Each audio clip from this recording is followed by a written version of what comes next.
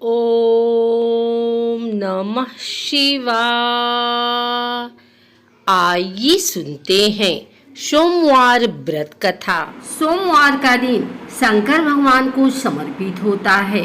आज के दिन भक्त भोलेनाथ को प्रसन्न करने के लिए विशेष पूजा अर्चना करते हैं।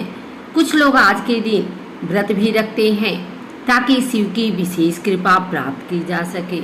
बाबा भोलेनाथ के आशीर्वाद के लिए सोमवार व्रत आप में भी सोमवार का व्रत कर रहे हैं तो शिव जी को जल और बेलपत्र चढ़ाना चाहिए तथा शिव गौरी की पूजा करनी चाहिए। शिव पूजन के बाद सोमवार व्रत कथा सुननी चाहिए। इसके बाद केवल एक ही समय भोजन करना चाहिए। साधारण रूप से सोमवार का व्रत दिन के तीसरे पहर तक होता है, मतलब शाम तक रखा जाता है। सोमवार व्रत 3 प्रकार का होता है: प्रति सोमवार व्रत, सौम्य प्रदोष व्रत और 16 सोमवार का व्रत। इन सभी व्रतों के लिए एक ही विधि होती है। आइए सुनते हैं सोमवार की व्रत कथा। एक समय की बात है, किसी नगर में एक साहूकार रहता था। उसके घर में धन की कोई कमी नहीं थी, लेकिन उसकी कोई संतान नहीं थी। इस कारण वह बहुत दुखी था। पुत्र प्राप्ति के लिए वह प्रत्येक सोमवार व्रत रखता था और पूरी श्रद्धा के साथ शिव मंदिर जाकर भगवान शिव और पार्वती की पूजा करता था। उसकी भक्ति देखकर एक दिन माँ पार्वती प्रसन्न हो गई और भगवान शिव से उस साहूकार की मनोकामना पूर्ण करने का आग्रह किया। पार्वती जी की इच्छा सुनकर भगवान शिव ने कहा कि हे पार्वती, इस संसार में हर प्राणी को उसके कर्मों का फल मिलता है और जिसके भाग्य में जो हो उसे भोगना ही पड़ता है। लेकिन पार्वती जी ने साहूकार की भक्ति का मान रखने के लिए उसकी मनोकामना पूर्ण करने की इच्छा जताई। माता पार्वती के आग्रह पर शिव जी ने साहूकार को पुत्र प्राप्ति का वरदान तो दिया, लेकिन साथ ही यह भी कहा कि उसके बालक की आयु केवल 12 वर्ष होगी। माता पार्वती और भगवान शिव की बातचीत को साहूकार सुन रहा था। उसे ना तो इस बात की खुशी थी और ना ही दुख। वह पहले की भांति शिव जी की पूजा करता रहा। कुछ समय के बाद साहूकार के घर एक पुत्र का जन्म हुआ। जब वह बालक 11 वर्ष का हुआ तो उसे पढ़ने के लिए काशी भेज दिया गया। साहूकार ने पुत्र के मामा को बुलाकर उसे बहुत सारा धन दिया और कहा कि तुम इस बालक को काशी विद्या प्राप्ति के लिए ले जाओ और मार्ग में यज्ञ कराना। जहाँ भी यज्ञ कराओ वहाँ ब्राह्मणों को भोजन कराते हुए दक्षिणा देते हुए जाना।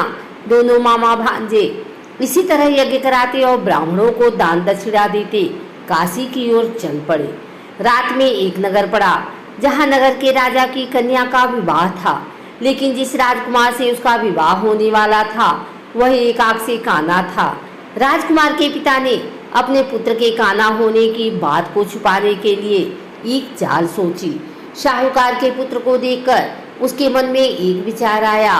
उसने सोचा, क्यों न इस लड़के को दूल्हा बनाकर राजकुमारी से विवाह करा दूं। विवाह के बाद उसको धन देकर विदा कर दूंगा और राजकुमारी को अपने नगर ले जाऊंगा। लड़के को दूल्हे के वस्त्र पहनाकर राजकुमारी से विवाह करा दिया गया, लेकिन साहूकार का पुत्र ईमानदार था। उसे यह बात न्याय संगत नहीं लगी। उसने अवसर पाकर राजकुमारी की चुन्नी के पल्ले पर लिखा कि तुम्हारा विवाह तो मेरे साथ हुआ है, लेकिन जिस राजकुमार के संग तुम्हें भेजा जाएगा वह एक आंख से काना है। मैं तो काशी पढ़ने जा रहा हूँ। जब राजकुमारी ने चुन्नी पर लिखी बातें पढ़ी तो उसने अपने माता पिता को यह बात बताई। राजा ने अपनी पुत्री को विदा नहीं किया, जिससे बारात वापस चली गई। दूसरी ओर साहूकार का लड़का और उसका मामा काशी पहुँचे और वहां जाकर उन्होंने यज्ञ किया।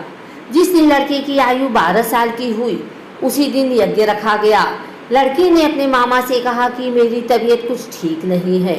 मामा ने कहा कि तुम अंदर जाकर सो जाओ। शिव जी के वरदानुसार कुछ ही देर में उस बालक के प्राण निकल गए। मृत भांजे को देखकर उसके मामा ने विलाप शुरू किया। संयोगवश उसी समय शिवजी और माता पार्वती उधर से जा रहे थे।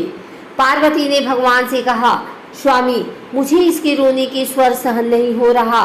आप इस व्यक्ति के कष्ट को अवश्य दूर करें। जब शिव जी मृत बालक के समीप गए तो वह बोले कि यह उसी साहूकार का पुत्र है जिसे मैंने 12 वर्ष की आयु का वरदान दिया। अब इसकी आयु पूरी हो चुकी है। लेकिन मातृभाव से विभोर माता पार्वती ने कहा कि हे महादेव, आप इस बालक को और आयु देने की कृपा करें, अन्यथा इस वियोग में इसके माता पिता भी तड़प तड़प कर मर जाएंगे।